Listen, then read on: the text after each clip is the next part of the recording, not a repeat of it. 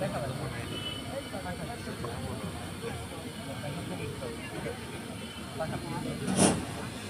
আমাদের সামনে মুখতাসার আলোচনা পেশ করবেন আমাদের অত্যন্ত পরিচিত আলেমে দ্বীন হযরত মাওলানা শামসুল ইসলাম সাহেব দামাত বরকাতুহু।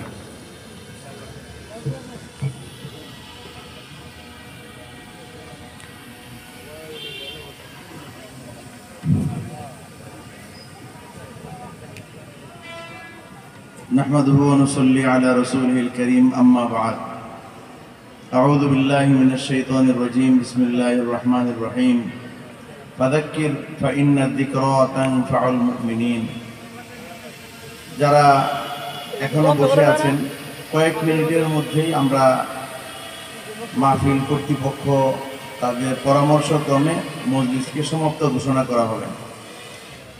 কয়েকটা কথা আমাদের হযরত যে কথাগুলো বলে গেছেন যে পরবর্তী যে কথা বলবে সে যেন হযরতের কথাগুলোকে আবার রিপিট করে সকলকে বুঝিয়ে দেয়। তো হযরতের ওই কথাগুলোই আমি আপনাদের সামনে একটু কয়েক মিনিটে ব্যক্ত করব, এরপরে মজলিস সমাপ্ত ঘোষণা করা হবে। হযরত আমানতদারির কথা বলেছেন।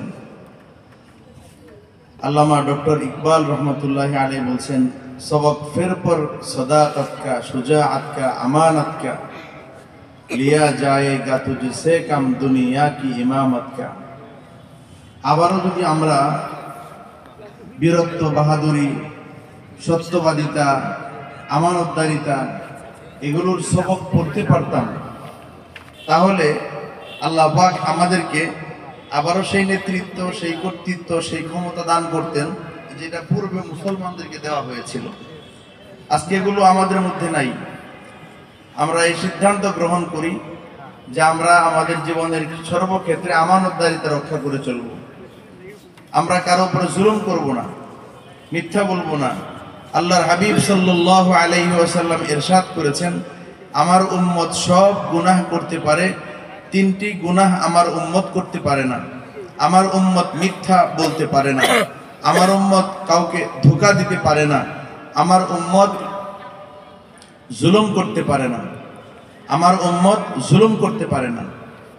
একটু আগেই যে শায়েখ কথা বলে গেলেন, আওলাদ রাসূল সৈয়দ হুসাইন আহমদ মাদানী রহমাতুল্লাহ আলাইহির ছোট সাহেবজাদা আসজাদ মাদানী, উনার মুখেই বেশ কয়েক বছর আগে ঈদগাহে শুনেছিলাম।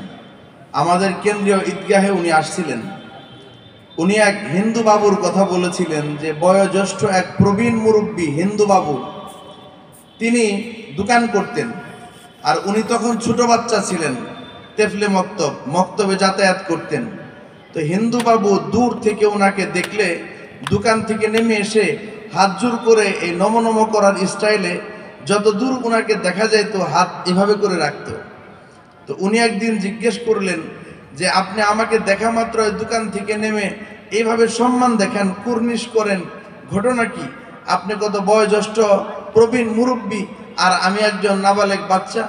তখন ওই হিন্দু বাবু বলছিলেন যে আমার জীবনের একটা বড় সৌভাগ্য, আপনার আব্বা সৈয়দ হুসাইন আহমদ মাদানী, তার সাথে আমার জেলখানায় থাকার সুযোগ হয়েছিল।